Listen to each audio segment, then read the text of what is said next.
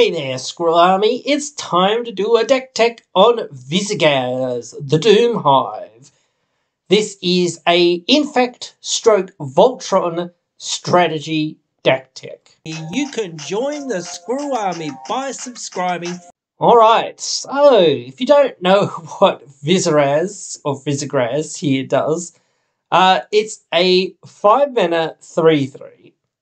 Comes in and has Menace and Toxic, and creates 3/1/1 Phyrexian Mites with Toxic 1, and those creatures can't block, and it gets +1/+1 for each poison counter our opponents have.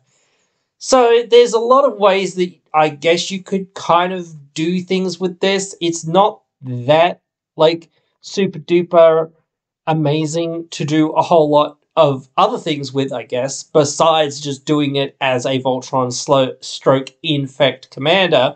But it becomes easier and easier and easier to kill people with it the further the game goes along, because, well, at a certain point it is getting plus a whole bunch for each of our opponents. We do only deal Toxic 1, which doesn't really do a whole lot. It only gives our opponents 1 more poison.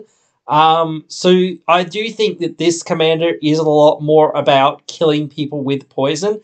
Double Strike will be one of our best friends in this, because buffing our commander won't be that amazing, because we've already got a fairly good buff going on itself. Plus, it won't happen to help us deal more poison to our opponents. It will deal more commander damage, but I don't know. Again, we'll get to killing people with Toxic, I think, quicker than... Actually, maybe not, because we only deal 1 poison. And if we're doing 6 as Double Strike, still, I think you could say that this is one or the other. You either get people with Infect or you get them with Voltron. It's kind of the same idea in the end. Kill people as quickly as possible with our commander. So, I'm going to go away, put together a list, and show you the results of said strategy building. Not to say that this is going to be easy for me, because, yeah, this is 2 things, both Voltron and Infect, that I'm not a huge fan of, so... yeah, we're going to have to wait and see how that goes. But I will go away and figure it out for you guys, so that you can see a cool deck here on the channel if you guys want to build it. Alrighty, guys. So, we've finished having a fiddle, or at least I have, with this deck list. Came out with over $400 worth of cards. And that surprises me with how, like, you know, many basics and, like, more cheaper dual lands for the most part that I kind of used, but I still used untapped dual lands, so it's one of those things. It is tough sometimes to get the price really, really low, and whatnot, so yes, it is one of those things that you have to address sometimes. And again, if you guys don't really want to have to see all the chatter of what I'm going through with the list, you can just find the deck list in the description, in the comments there below, and check it out, copy and paste, or whatever you want to do with it, just to get along going with it.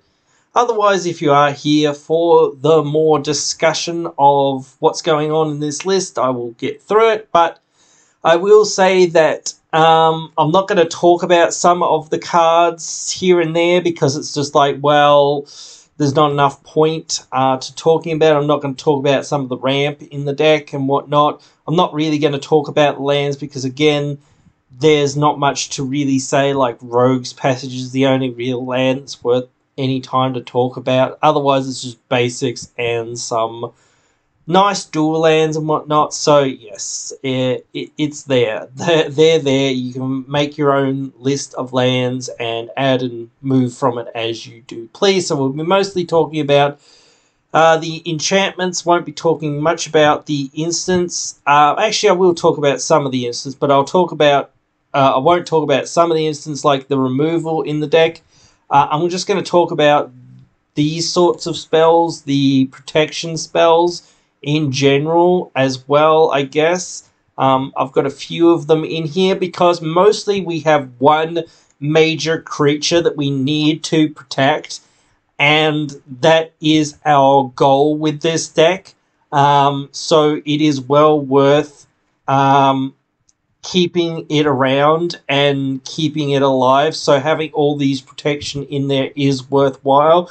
In another deck, I wouldn't usually normally put them in, but since we're more of a Voltron deck, we need to rely on our commander doing most of the work, and we do have only 19 other creatures. So, and most of our other stuff is equipment, so, or enchantments. So, yeah, we do need to protect our commander because that is the thing that is going to win us the game. Anyway, Shadow of Thieves. If no one has more life, when we attack somebody, we get a counter and our thing gets Death Touch and Indestructible. The Indestructible is probably the thing that we care about the most thing there.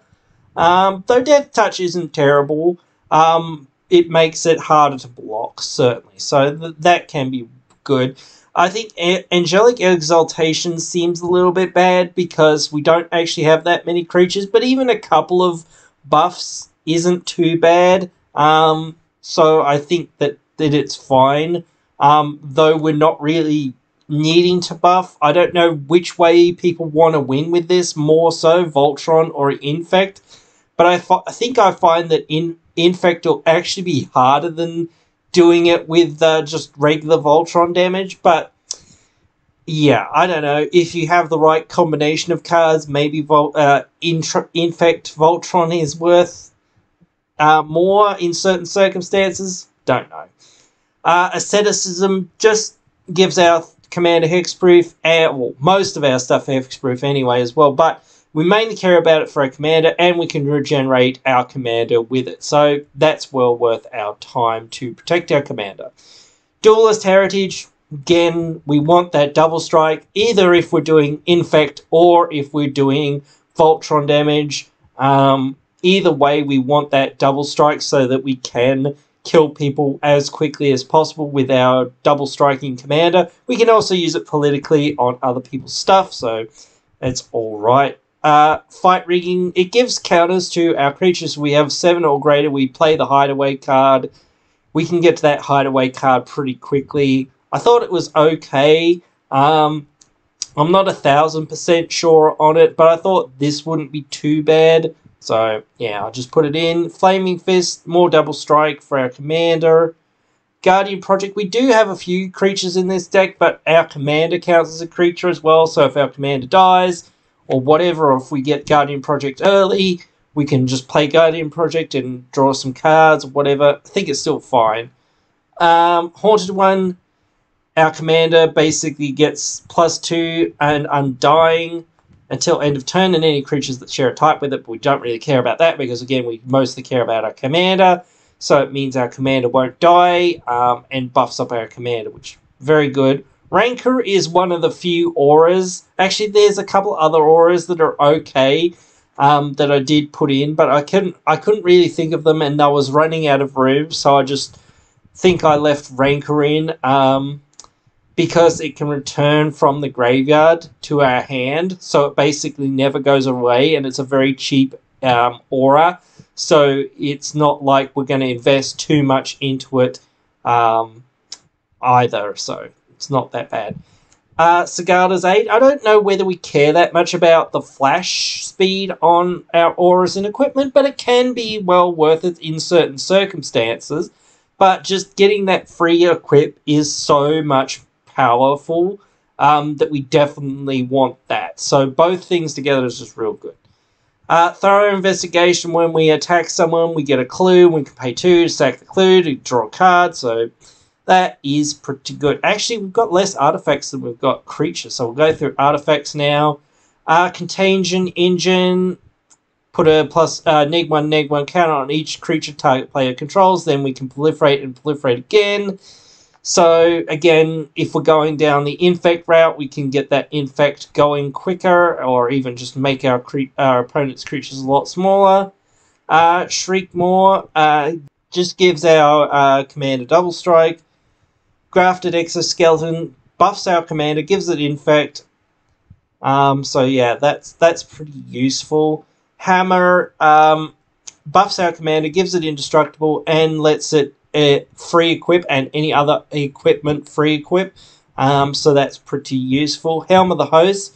We can clone our commander and start getting more of the like ETB trigger of it off so that we can get more of those mites and whatnot so that we can hit multiple other opponents with the infect so that we can infect them out quicker.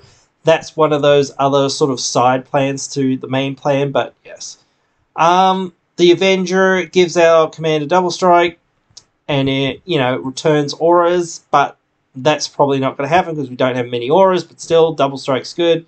Key to the City gives our thing unblockable and can draw us some cards sometimes, so that's useful. Greaves just for protection. The Helm, we can't be blocked except by walls. Look, not many people run walls except for like the random Arcades deck or whatever, this and that. The random 2 or 3 decks that actually have walls.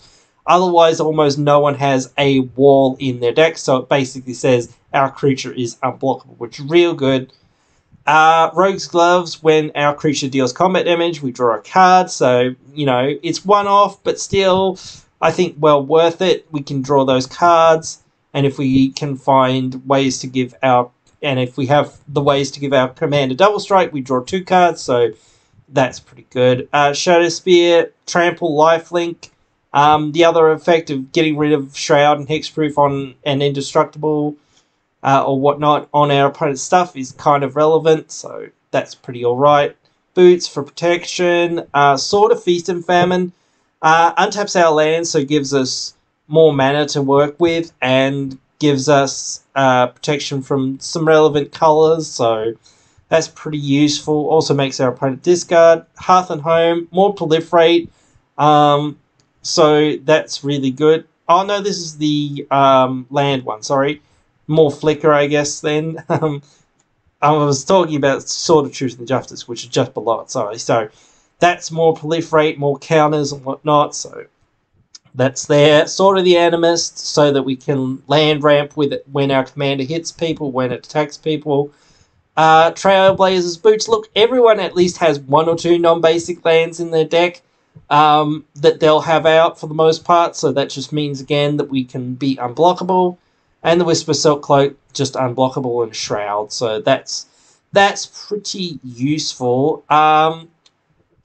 Again, equips our stuff for free, which is quite useful. Some of the equip abilities are quite expensive, and getting around those equip abilities is quite useful. It is only to 1 creature, but again, we only do care about 1 creature, which is our commander for the most part. So, the Protector gives our commander +2 and indestructible, so that's useful. The Grafter proliferates for us, so that's good. And if we have 3 or more poison counters on a player, we draw a card and we can play additional land.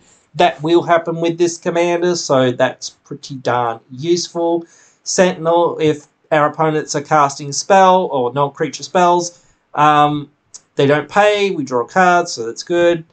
Evolution Sage for more proliferate. The Augmenter to give our thing a buff and give it hexproof. Mom of Runes gives our thing protection, basically meaning that it's unblockable, so that's good. Frostfang, Death Touch plus card draw is good. Pure Steel, again, equipping things for free, and whenever we play an equipment, we draw cards, so that's good. The Sakura Tribe for some ramp. The Arbiter, so no one can attack us with more than 1 thing.